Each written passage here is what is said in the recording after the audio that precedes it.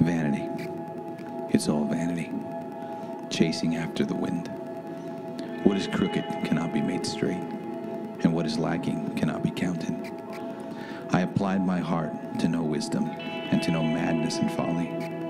This too is chasing the wind. Instead of laughter, it is mad, and of pleasure, what use is it? Vanity. It's all vanity.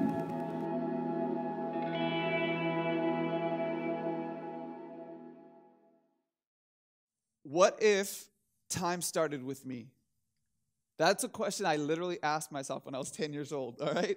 I was a weird kid. But I thought, what if, before, I'm born in 1990, all right? I'm aging myself here. And what if, nothing was real before then? And what if, when I die, I don't know, I'm going to die, in 2090.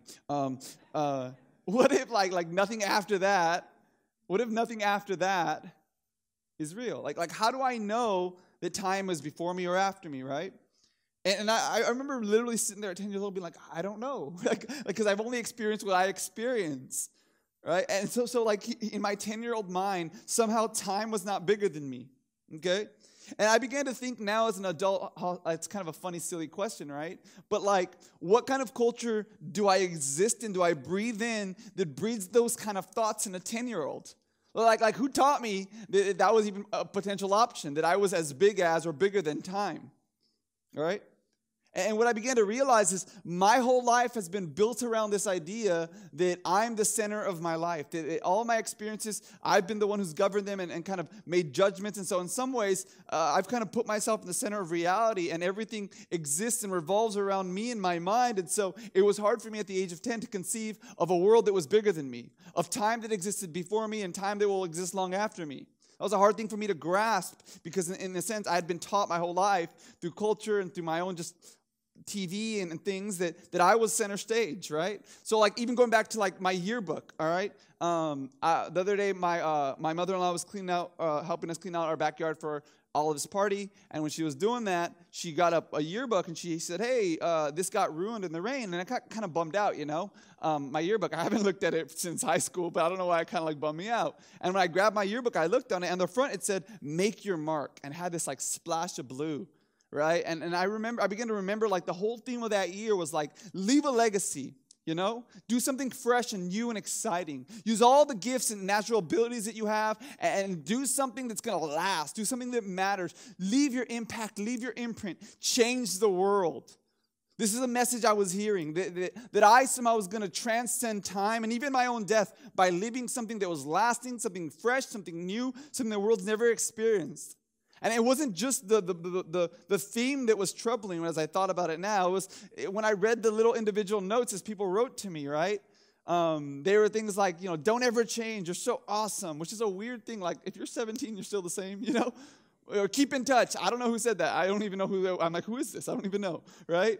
But anyways, and as I was reading each of these little phrases, each of them kind of just said to me, you can do it. You can be great. You can leave something amazing. And I began to realize that maybe all of culture has been telling me this narrative about myself, that I'm the center stage and that I'm the center of the universe, and that in some ways, time is not bigger than me, that only my little timeline is all that matters. And so the author in Ecclesiastes, he's a preacher, he's a king, he's assembled people to teach them, he's a sage. He's kind of going to look at someone who would think that they're bigger than time. And remember, he's this middle-aged cynic, right? That's kind of the character we had in our mind we introduced last week. He kind of is smoking a pipe and he blows smoke into the face of that idea, right? You are not bigger than time, man. You're not, right? Time is so much bigger than you. Right? And in fact, he's going to say, why don't you let time teach you something? Maybe if you listen, time could actually move you out center. It can disorient you and teach you that there are a lot of things in this life that are much bigger than you. Okay? And part of what Ecclesiastes is trying to do, and it's a weird thing, it's very subversive, he wants to try to make us feel small. He wants to try to show our brokenness. He wants to try to make us feel a little disoriented because we live in a me-centered world. And the reality is that the world doesn't revolve around any one person in this room, right? And so Ecclesiastes is going to put these things before us to kind of expose this faulty idea. And so one of the things he puts before us is this idea of time. All right, but before we go there, let's go back to last week. So last week, we learned that life under the sun is hevel. All right, that was the big idea of the whole book of Ecclesiastes, and that's kind of what we talked about. And so we talked about this Hebrew word, hevel. And what we found out about the word hevel in week 1 is that the first thing that hevel means is mist, right? That life is a mist. It's here, and then it's gone. Just like that, there's 2 generations, right? That life is here, and then it's gone. Life under the sun is hevel. And what we found out that the world wasn't made to be this way, that in some ways we were made to live forever and ever and ever. But when sin entered the equation, now people who were made to live eternally with God have now invited death into their life. And so now life is fleeting. And that's what it means to have life under the sun. It means life in a cursed, broken world. Life where things are messy. Life where there's darkness. Life where there's lying and cheating and stealing and murdering. Now life is fleeting. It is a mist. It is a hevel. That's the Hebrew word he uses. And so part of what that word means is life is fleeting. And then we talked about not only is life fleeting in the sense that life is kind of a mist, but we also talked about how life is kind of this fog. All right. So if you weren't here last week, I'm going to give you round 2 of the fog machine. All right. You're in luck. So we talked about how life is a fog. And what that means is that it's hard to discern. It's hard to see. And so there's this kind of smoky component of life where there's this fog that makes it hard to see. And it's this thing that it's real, but yet in another real sense. You can't grab it. You can't control it. It's just here. Right? And it makes things hard to see. It makes things hard to discern. It's hard to control. So part of what he's saying when he uses this Hebrew word is life is a fog. Right? It's this thing that you can't really control or even understand. It's kind of this puzzle. Okay? And so he keeps on using this phrase to kind of sum up the way life can sometimes feel. He says, life is kind of like chasing the wind. It's like trying to herd the wind and control it. You can't really do it. It's a fool's errand. Okay? And so one of the ways he wants to expose us now is he wants to say, all right, let's think about this for a second. Let's think about time. And so what he's going to do is he's going to introduce this idea of time. And the reason why is because he wants to expose the idea that we're the center of the universe by showing us how much bigger time is than us. He says time is so much bigger than you, and time has something to teach you. And so in a sense, we can all say that we are on the clock, right? It's my little hourglass, all right? That's how long the sermon's going to be. When it's down, you're done, all right? You can leave. Just kidding. It's only an hour. I'm just kidding. But this is time, right? And so, in a sense, we could say that all of our lives is fleeting, just like that.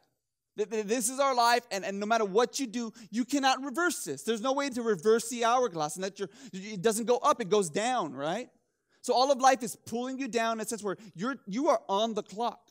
Everyone in this world is on the clock. And so how do we make our time that is fleeting, that's sand, it's just quickly running away from us, how do we make our life count? And it's going to get really depressing before it gets better. It's kind of like a home makeover, right? It gets really ugly before it gets better. That's kind of the way Ecclesiastes is going to say. He's going to say, man, I got to tell you something. It's going to get better, but first you need to embrace a couple things. Time wants to teach you some pretty harsh realities. And so the first thing that time wants to teach us is that over time you're going to find out life is boring. Look at Ecclesiastes chapter 1. Look what he says. Verse 3. What does man gain by all the toil in which he toils under the sun? A generation comes, a generation goes, but the earth remains forever. Verse 5, the sun rises, sun goes down, it runs back to the place it started. The wind blows to the south, it goes to the north, it goes all around and round, and on its circuit just returns.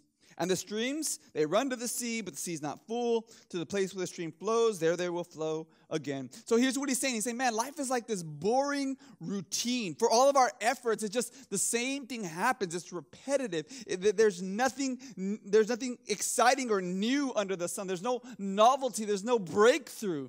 And so he says it this way in verse 3. He says, what do you gain? Like what are you trying to get out of life? Right? The word there is, he says, like surplus, like what's left, right? After all the toil is the idea, like, you know how we talk about the grind? He says after the grind and you're working hard and you're going to work and going to school and have these dreams, you have these goals. When it's all said and done and Monday morning comes, what do you have left over, right? And it's kind of this depressing reality, but he's saying, hey man, listen, life is boring.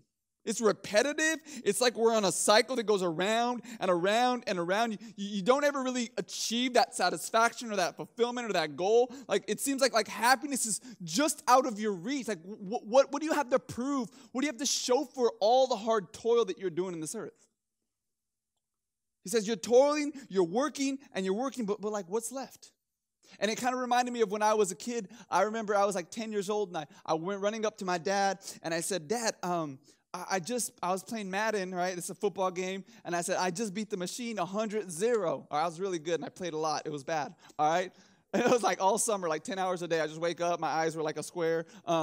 Listen, and so I played this game so good that I literally was able to beat the machine 100-0. So I said, Dad, I beat the machine 100-0. And my dad said, oh, that's great. Now what are you going to do? And I'm like, I beat the machine 100-0. He's like, yeah, that's awesome. Like, what are you going to do now? I'm like, I'm going to go cry in my room, you know, because there's nothing left. Like, if you could beat the machine 100-0, you can't do anything left. Like, that was the hardest difficulty. You know what I'm saying? And I began to realize that, like it was like playing a game that, like, what came of it? Yeah, I beat, well, what of it now, right? What does that prove? What does that do? And what Ecclesiastes says, no, life is kind of like that. Yeah, okay, you got more money than everybody. You're better looking than everybody. You're cooler. You're more liked. What of it? What of it? You're still going to die. Everyone around you loves going to die. Everything. What have you really left changed in this world? Welcome to Gateway Church, where you will be encouraged. He says, but listen, let these rhythms of life, these routines, let them just teach you something, right? He says, let them teach you something. He says, the sun goes up and down. The wind goes all around. He says, the waters go in and out. And these rhythms, they are rote routines that should expose to you that there is nothing more to experience, that motion does not bring meaning. Some of us are so anxiously trying to acquire this or acquire that, or make sure this gets right, or make sure that gets done. And in our anxious toiling, Ecclesiastes would say, man, why all the motion? Why don't you just accept what the earth has accepted a long, long time ago, that for all your commotion and motion, that there is no meaning in toil, because at the end of the day, there's nothing new. There's nothing fresh. It's like this circle of life. If only we had a kids movie that taught us about the circle of life, right? We'd all be much further along. No, you guys remember that, right? It's like I use the Lion King like once a month in my sermons, so I hope you do. But you guys know that song, the first one that starts out like, lasagna, pizza, hot dogs, right? You guys know what I'm talking about? Right? You guys know what I'm talking about. Don't judge me, all right? So in that song, by the way, that's actually a real language. I know I said lasagna, hot dog, pizza, but like that's a real language. And translated into English, it just means, there's a lion. Yes, there's a lion. It's really lame, all right? Like I looked it up on Google. I'm like, oh, that is, I thought it was like a secret to life or like no. It's just there's a lion. Nothing new under the sun. But that song, okay, I'm going to read the lyrics to you because I want you to hear this. It says, from the day we arrive on the planet, and blinking, we step into the sun, and there's more to see that can ever be seen. There's more to do that can ever be done.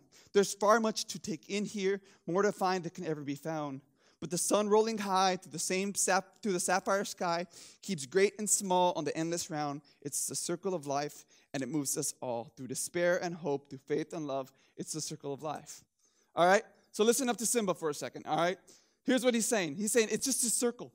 And what's crazy is when you put it to like this really baller Elton John soundtrack, it sounds so exciting. You see the antelope jumping, and the Rafikis like throwing like the cocoon juice or whatever on Simba's head, and it looks all beautiful, and it's this like compelling narrative. Like, yeah, we're all a circle of life. But like think about that for a second. Like imagine your 10-year-old comes up to you and says, "Daddy, I want to know what's going to happen to me when I die." And you look at him and you say, "Son, your great dream, your great destiny is to one day become lion poop," right? Like that's like literally that's the idea. You're gonna die. You're gonna fertilize the grass. The lion's gonna eat you. He's gonna poop you out, and you're gonna become the fertilizer that keeps this circle going. Congratulations.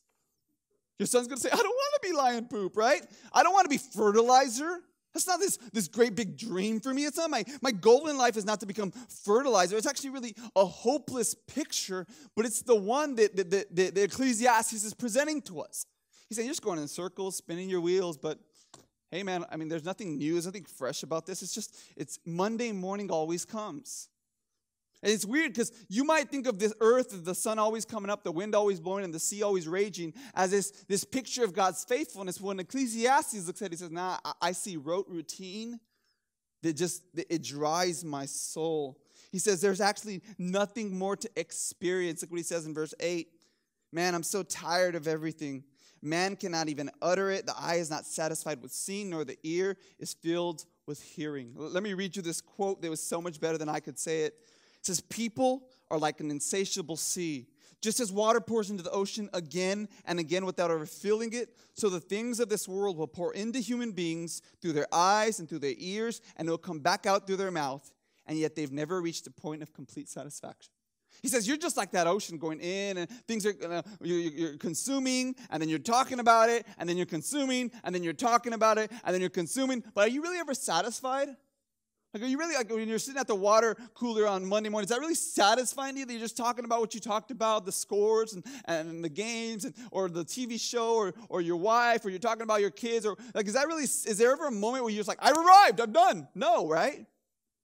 That's what he's saying. It's just, life is like this cycle where you just go in circle. And so here's what happens to us as a culture. Here's what happens to us as individuals. We feel this deep in our bones. We feel this boring, rote, deadening experience in our bones. And so what we try to do is we try to find something new. So we've been like on this big search for like the next big thing. We even talk like that, like this is the next big thing, right? Like back in the day, it was going to the moon. They're like, dude, we're going to go to the moon. We're going to beat everyone. We're going to get on our big rocket ships. It's going to take us to the moon. It's going to be awesome. So then when they finally did it, everyone in the world was watching, and it was so exciting. And when they got out, they collected these specimens. They thought, oh, these, let's find life form. And then they brought those home, and the rocks they collected on the moon, they found out were exactly like the rocks on Earth, okay? Spent millions and billions of dollars. Let's go to the moon. And they go there and they're like, look at these cool rocks. And then this dude's walking like, I got one of those. Like, I got a moon rock right here. Like, the only difference was that the atmosphere was a little different, so it was formed a little differently. But the minerals were basically all represented here on Earth. Nothing new under the sun or even out in the universe, it felt like. Right? And not only that, but like a couple of years ago, Samsung tapped into this idea. Samsung put out this ad that said, the next big thing is here. And they were making fun of iPhone, because if you know, like, iPhone is like, man, I bought into the cult, all right? Like, every month there's a new update or a new phone, and you're outdated, right? It feels that way. And people line up at the stores and spend tons of money that they don't have to impress people that they don't even like, right? And like, they're lining up for this phone, right? This new experience. And so Samsung was kind of making fun of that, because they had a lot of the functionality that iPhone was claiming that was brand new. And Samsung's like, the next big thing's already here. And so these ads were like showing people in line, and yet the Samsung person says, I've had that for years. Apple ended up suing Samsung over that, saying, yeah, because you stole that. And they're arguing about who is really coming up with this cutting-edge technology. But at the end of the day, why is it that every 10 months we need a new phone? That we need something new to break through the rote experience? Why? Because listen up, we cannot be saved by new technology. In fact, let me submit to you that all new technology has done is proven the age-old fact that sinners are broken, that we are broken people. Like technology, for all of its good, and I love technology, right? I'm not like an Amish dude who doesn't use the phone or doesn't use an iPad. Like I enjoy technology, and yet I know that it's limited in what it can actually do for my life, because the reality is technology has just exposed the same old problems the earth has had. Like, if you can think about it, what it's done is it's given us a new way to objectify people through pornography. People still get bullied, cyberbullying. People still feel lonely for all of the social media connectivity. People can now rob your information online. I mean, it has not done anything to solve or really heal or really do any redemption to the human problem at the end of the day. It's new, but is it really new? Look what verse 9 says. What has been is what will be. What has been done is what will be done. There's nothing new under the sun. Is there a thing which can be said, see this? It's new. Nope. It's already been in the ages before us. There's nothing new under the sun. So we're pushing for this new experience. We're pushing, but we're on Groundhog Day. You guys know Groundhog Day? Love Bill Murray, all right? Groundhog Day is this movie about this guy who basically is life on repeat. He lives the same day every day. Same people that annoy him, same coworkers, same dead-end job, and he's the same. And it's not until he begins to embrace that he's never going to break through this monotony that he begins to actually enjoy that day. But Groundhog Day is almost like Ecclesiastes on the cinema. There's nothing new, right?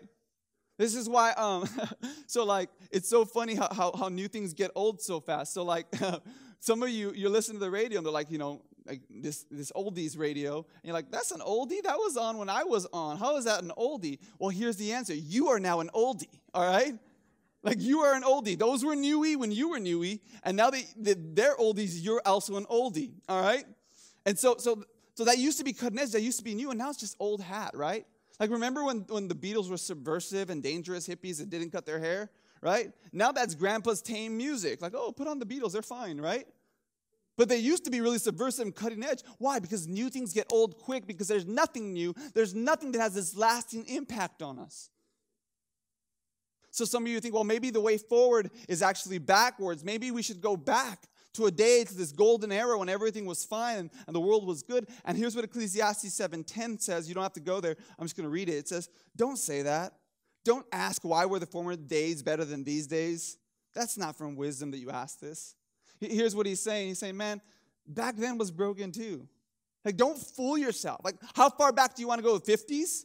You want to go back to the Puritan age? You want to go back to the Reformer age in the 1600s? Or how far back exactly do you think was the moment when life was healed and everything was good? No, what you're experiencing is nostalgia. It's this idea that somewhere back there, life was okay. But it's not true, because when you were there, you thought another time period was the time that would set you free. See? And so this idea is, listen, you are in a time that you can't escape, and back then it was broken, today is broken, tomorrow will be broken. And so let time teach you that life is an old rerun. We're just on repeat. It's boring. There's no novelty in life. And here's the second thing he wants to teach us in chapter 1, verse 11. Look what he says. There is no remembrance of former things, nor will there be remembrance of later things yet to be among those who come after. So not only is life boring and there's nothing new or fresh to experience, here's the second thing time teaches us. You're just going to be forgotten. This is really depressing Sunday, but it's true. There's nothing lasting under the sun. There's no legacy that lasts, right? I mean, verse 4 says it this way: generations come and go. But like trends just come and go. Like those that were really in it and now they're not, and there's nothing really that lasts, right? Like, think about it this way. In the 50s, y'all remember there's ant farms and car hops that delivered food to you, and poodle skirts were a thing. And then in the 60s, it was bell bottoms, granny glasses, lava lamps, and mood rings, right? I think mood rings are still great. In the 70s, they introduced the 8-track, Daisy Dukes, Pet Rocks, right? Platforms, Atari video games, ooh, right? Right? In the 80s, it was big hair, boom boxes, Care Bears, mullets. Thank God that one died. All right? Business in the front, party in the back. Mullets. In the 90s, it was the Beanie Babies, boy bands, and bleached hair. Right? Remember Furby? Those were so creepy. Furbies, they just blinked at you. Creeped me out. In the 2000s, it was the Atkins diet. It's when they finally installed DVDs in cars and they thought it was so cool, right? Or MySpace. Remember Tom from MySpace? Or even in the last like 10 years, can you think of like trends that have come and gone already? Like, thank God that we don't flip any bottles anymore, because I was about to flip out if we kept doing that, right? Bottle flipping was this thing, or fidget spinners, or I mean, just what I'm trying to get you to understand is like things just come in and go in. They're in for a little bit, and there's nothing that's enduring. There's nothing that lasts through those generations. That's just 50 years of human history in one small part of the world, and yet we've seen things come and go, haven't we? Yeah. Or like our music, we've seen dance, the twist and the disco and breakdancing and Macarena and now it's like every other week, and we have this new dance move that's gonna right? Like you're a nene, you're a jerk, you're a gangam, like, you know what I'm saying? Like cha-cha slide, right? Like these things are cool for like 10 minutes, and you blink, and now you're like way out of date, right? You're doing the robot still, you know what I'm saying, right? So you're like, oh, check this one out, son, and they're like, no, that's not cool, Dad. We do the human now. What I'm trying to get you to see is dance moves are coming in now. But listen, it's not just culture. Not just culture is moving this way. But here's like a little even sadder reality. People. Like when I say Shirley Temple, John Wayne, and Johnny Carson, half of you folk are like, yeah, America. And then half of you folk are like, what? What does that even mean? What Shirley, is that something you order at a bar? What is a Shirley Temple exactly? Johnny, I think one of those is an airport maybe. Okay, like we don't really have any reference point for that, because why? Because they're forgotten, right? And let's try this thought project. Here we go. Everyone could probably name their grandma, maybe. I'm not going to assume, but let's just say most of us in this room could probably say, my grandma's first name was this, right? But how many of you could name your grandma's mom? Your great-grandma. Maybe some of you are like, yeah, I could. Okay, now how many of you could name your grandma's mom's mom or grandma's grandma? That starts to get, can anyone name their grandma's grandma? Okay, what was her name? Okay, what about her grandma? Bam, gotcha. All right. All right, that was a test. All right, I planted her in this. I'm just kidding. No one, right? So maybe like one person who really loves their grandma's grandma knows her name, right? Just go 2 more generations, and guess what? Not even she knows, right? So this is about to get really dark, but like you're like a couple hundred years from being forgotten completely from the face of this earth. Not just you, but it's true for everyone. Everyone you love is a couple hundred years from being completely erased, and there is no legacy that lasts or transcends. It's almost like Ecclesiastes says, hey, you're doing all this motion, trying to make this impact, trying to do something big, trying to do something huge. Go ask a mountain or a tree or the ocean if it cares. Go ask someone if they care for all of your motion, what you're trying to accomplish and leave, right? In fact, I actually I invited a friend here to kind of show us this, and I really wanted him to help us understand whether or not we can actually leave something of impact. His name is Rocky, all right? But we have a Rocky, so I'm going to call him Junior, okay? And so we're going to ask the Rock if he cares, right? Let me see. I graduated from college. Do you care about that? No, he's not impressed. He said he knows a bunch of smart people. He said I'm dumb as a rock. Let's see. What else? You know what? Maybe some of you are like, I got a lot of business success. I have business ventures that are all over the world. No, he don't care. He said his cousins in Shanghai, they're doing way better than us, all right? China's doing way better. He don't care. He's not impressed, all right? Some of you are like, oh, I was a huge athlete. I was known across America. Man, I did so many great things. Oh, sorry. His uncle is actually a brick at Petco Park. He knows a bunch of athletes, all right? He's not impressed. The Rock says, I don't care. I'm going to outlast you. I'm going to survive longer than you. The Rock says, Junior says, listen, it doesn't matter. It doesn't matter because the earth is going to be there long after you've done everything you've done, all your toil, right? And so what earth is going to teach us is I'm going to outlast you, and haven't you learned that I'm doing all this motion, and yet it hasn't given me meaning, so why do you think your motion is going to give you meaning? Look what it says in verse 8. It says, all things are full of weariness. And so here's what it says, man, you're just exhausting yourself.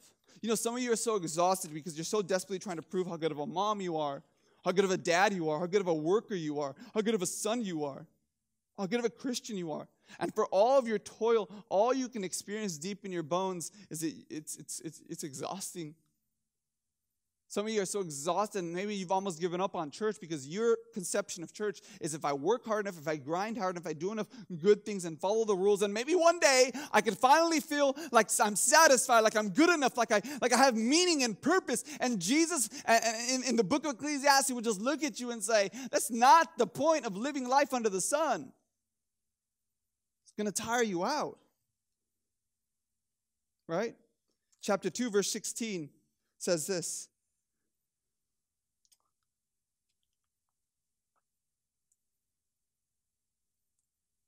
For the wise, just like the fool, there's no remembrance of him. See, in all the days that will come, he will be long forgotten. The wise dies just like the fool. So I hated my life because what is done under the sun was so hurtful to me. For all is vanity, a striving after the wind. Some of you think, well, what if I'm a good person, man? People will remember me. Maybe. We remember terrible people better than we remember you. We remember Hitler. Everyone knows Hitler, right? Your grandma may have been a great person. But most of the world doesn't know them, but they know Hitler. So maybe the fool and the wise, at the end of the day, it doesn't really matter, right? So trying to use religion or being a good person to have this legacy is actually not going to last because at the end of the day, you are going to be forgotten. In chapter 9, verse 15, he says, I knew this poor wise guy who thought of this plan to deliver this city, and he delivered them. And guess what? He was forgotten. No one even remembered him. That's what happens in Joseph. Remember when Joseph, the story of Joseph, he moves into Egypt and he comes up with this plan. He gets this dream from God that Egypt is going to experience famine. And so he delivers all the nations by this rationing program, does this brilliant, excellent thing. And then Exodus 1, chapter 8 starts and says, there was a king who rose into power who forgot Joseph. For all of Joseph's great intelligence and foresight, he was forgotten. He was erased off the face of the earth. Like if I asked you, can anyone name who made penicillin? Maybe one of you nursing majors will show me up just so I'm wrong, right? But most of us are like, no, I don't know who made penicillin. How about insulin? How about aspirin? Do you know who made those things? Most of us are probably like, nope. They did good things, right? They're forgotten, right? Here's what I want you to see. One of the harsh realities that time will teach us is, number one, life is boring. And number two, life is forgotten. And then here's the third thing that he wants to see in chapter 3. We read at the front end. It says, for everything there is a season and a time for every matter under earth. And he begins to mention all of these things. And what he's doing is, it's called the MERISM. And so like if I said from head to toe, the idea is everything in between. Or if I said from heaven to earth, I mean everything in between. And so when he says there's a time to be born and a time to die, what he's saying is everything in between has this little season in life. He says there's a time to plant, there's a time to take up what's planted, time to kill, time to heal, break down, build up, time to weep, right? And here's what he's saying. He's saying there's a season for everything. For the good times, there's a season for the bad times, for the neutral times. And if you look at this poem, it's really beautiful. There's like this symmetry to it. It's like, oh, that's so beautiful. Time for this, time to embrace. And we all know this song because of the birds. Turn, turn, turn. For every season, right? You all know this song because right? Some of you know. Some of you are like, "What are you talking about, Pastor?" Right? See, it's forgotten. But some of us know what I'm talking about. You're with me. But this song there's this beautiful artistic symmetry to this poem. There's a time for this. There's a time for that. There's a time for this. And honestly, verses 1 through 8, you could read it at anyone's funeral. You can go to a secular atheist and read verses 1 through 8. They do that sometimes. Humanists will read this at their funeral because it's beautiful, right? The Birds use it as a secular song. It's a beautiful poem. But almost nobody gets to verse 9. So I want to introduce verse 9 to you. And what gain has the worker from all of his toil? That's the gut punch. Pow, right? That's the thing that just sucker punches you. It's like, man, it's so beautiful. Life is good, and there's bad and good, and all, you kind of feel groovy, right, or whatever, and all of a sudden, pow. But what gain is it? Good and bad, like what does it matter at the end of the day? It's kind of like Mike Tyson. He was the biggest, baddest man on the planet, just knocking people's blocks off, right?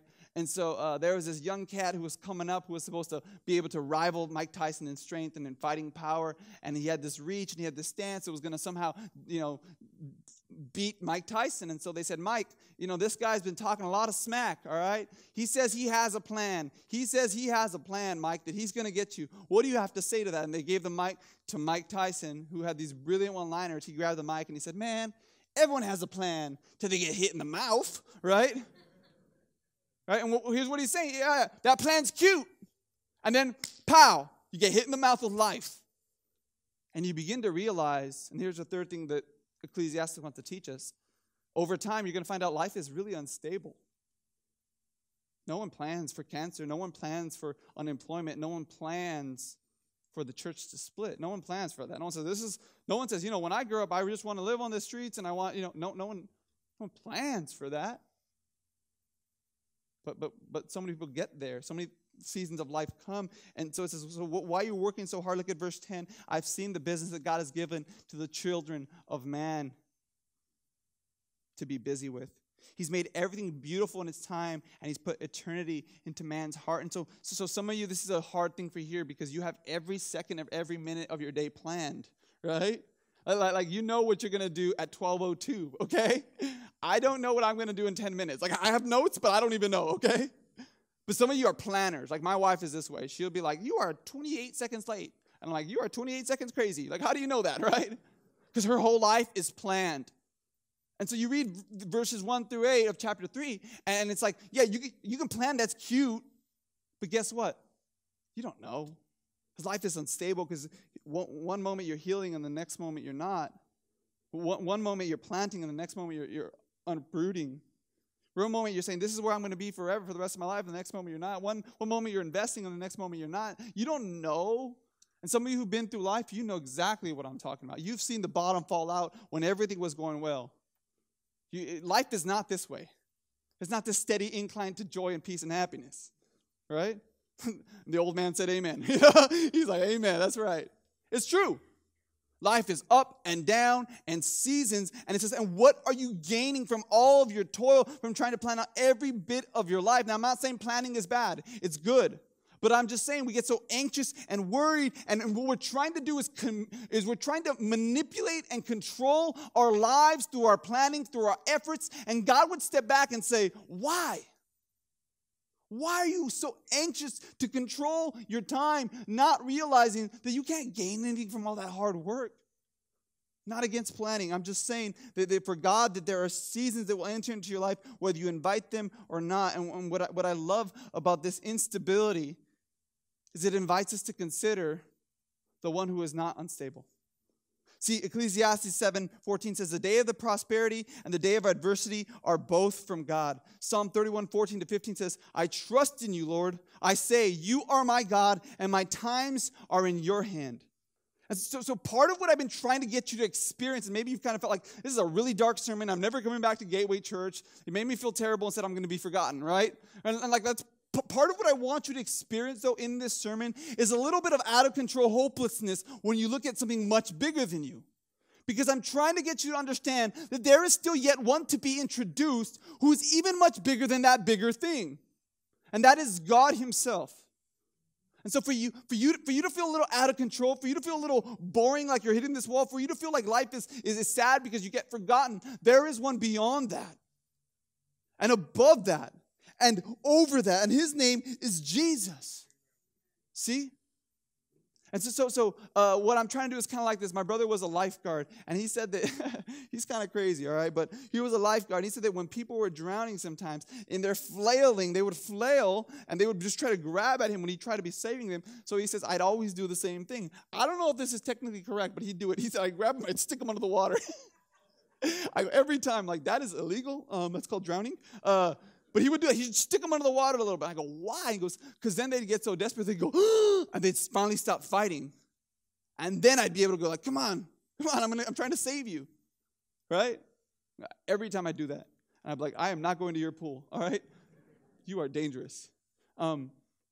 Ecclesiastes is getting us, and we're flailing about trying with all this activity to create a career and to make a last and have this new experience and create joy and create meaning and try to be remembered and we're trying to control our lives and Jesus and this sage preacher is grabbing our heads and sticking us under the water for a second. So you finally get hopeless enough, so you stop flailing, and he says, now listen to me. And with your eyes open, your ears perked up, he says, I've tried to tell you. Life is hevel. It's a fleeting fog. Life is hevel under the sun. But listen to me. There is one who is not under the sun but above in heaven. And he's much bigger. And so these seasons of life, man, they do seem random to you. They do seem out of your control. But when I look at them, I see ingredients. See what I'm saying? So you look at a list of ingredients, they look random. But when you put them together in their right, beautiful time, and you're able to do that, boom, you get a cake. What do eggs and milk have to do with each other? I don't know. Put them together, mix them up, put them in extreme heat. That's good, right? But these seasons that don't make sense, like how does this suffering make sense? And how does this joblessness make sense? And how does my teen running away from me make sense? And how does this beautiful marriage make sense? And how can life be so beautiful and so horrific, so awesome and so terrible? How can it all be experienced, all this? I don't understand how it can be so good sometimes and so wanting sometimes. And God would say, because I have the recipe. Those are ingredients. It's above your pay grade. Everything is beautiful in its own time. Look what he says, and I put eternity into your heart. In other words, listen to me. I don't care who you are. If you are someone who says, I don't even believe in God, this is true of you. There is something in you that wants transcendence. You want to last. You want to be permanent. You want to be eternal. And that is because God has placed eternity in your heart, a gaping hole without which he is the only one who can fill. and without which you will never be satisfied fully. And so you're getting these temporal things, sex, money, career, legacy, family, church, religion. You're getting these temporal things and trying to fit them into that hole. And God would say, it's an eternal hole. And there's no one who can fill that. Because eternity has been placed in your heart to push your head underwater so you'd finally stop flailing and invite the eternal one into your life. Yes, life is boring. Yes, life is forgettable. Yes, life is unstable under the sun. So stop trying to find ultimate value under the sun and invite heaven above into your life. Look what he says in verse 13. Verse 12, he says, I perceive there's nothing better for us to just enjoy and do good as long as we live, that everyone should eat, drink, and take pleasure in all his toil. This is God's gift to man. That's some of your life verse. You're like, amen, pastor, preach it, right? But it's actually really beautiful, right? I'm going to give you a really beautiful wisdom truth here. He says, if you could just embrace the boringness of life, if you can just embrace the fact that nothing lasts, if you can just embrace the fact that life is unstable, you can finally be free to enjoy the present moment. You can just enjoy things for what they are. You can just hold your wife's hand and enjoy that walk. You can just enjoy the kids making a mess and being loud. You can enjoy that load of laundry that you've done 1,000 times. My wife says she feels like she's just following Oliver around the house now, sweeping, right? You can enjoy that now because you're not trying to force it to give you eternal meaning and value. You're just embracing it for what it is. So one of the beautiful things about Ecclesiastes, he turns it on its head and he says, it's meaningless if you're trying to get ultimate value, but if you're just enjoying it for what it is, man, life is beautiful. If you can just embrace these truths, you can actually live life to the fullest, where you're able to step into moments of joy and enjoy things for what they are and not turn them into your God because they will disappoint you as your God, but they're good if they're gifts. So the mom who feels life is mundane because her toddlers are exhausting her, or she feels like her teens are rebellious and loud, or college is too expensive, embrace the season. Stop wishing it away. Don't live parenthetical lives where you're hoping that you're wishing for another moment in the future, because God has made that beautiful and it's time if you'll just embrace that ingredient. Or for you who are career-driven at this point and you're wanting to sacrifice family time or church time or friendship with people, don't do that. What are you really toiling for at the end of the day, right? I'm not saying it's bad to be ambitious. I'm not saying that you shouldn't go after it. You should. That is a good God-given gift. I'm saying, why are you working so hard for something that really is missed? It's Heppel. Enjoy your work. Go to work and work hard, and then go home and love your wife and love your kids hard, right? That's what he's saying. Money will never give you ultimate security. Hard work will never give you permanence. So just embrace the present moment and live in the moment and embrace today for what it is. See, God has given us seasons and times. And look what he says. It is a reminder that only God endures forever. Verse 14, whatever God does endures forever. Nothing can be added nor nothing taken from it. God has done it so that people would fear him. That what is already has been, which is to be already has been, and God seeks what has been driven away. Here's what he's saying. Listen, God has provided all these seasons so that you would feel hopeless apart from him. He put eternity into your heart so that you would long for the eternal one. And so here's what I'm saying. Yes, life is boring. There is an old staleness to life. It is a rerun. But listen, stop looking for meaning and ultimate significance under the sun and invite heaven's perspective and realize that there is one who was in heaven, who came down to earth so that your old boring life would be invited into this experience of newness of life. See, Jesus, he gives us newness of life in the midst of this old routine. You want breakthrough? Jesus gives us newness. He invites this new age into our world. Some of you say, man, I'm going to be forgotten no matter what I do. Well, Jesus says, no, you may be forgotten if you're living under the sun apart from me. But if you connect your life to me, don't you know that I will remember you beyond the grave? That there is hope beyond the grave because I will remember you. And I'm above time and outside of time. I'm bigger than time. So Jesus, the eternal one, enters into time, embraces the seasons of life, the good and the bad, the worship and the rejection. He embraces life under the sun and goes up onto a cross so that we can experience eternal joy forever. And now we have another way of looking at seasons and times in life. We can look at it above the sun. Outside of time, we can take God's perspective on time. And when we do that, honestly, we can actually start to make today count. That's my call to you, church. Make today count. Stop chasing the wind. Thanks again for joining us. And if you have any questions about today's recording, Gateway Church, or what it means to follow Jesus Christ, you can reach us through the contact section of our website, gwbrawley.org.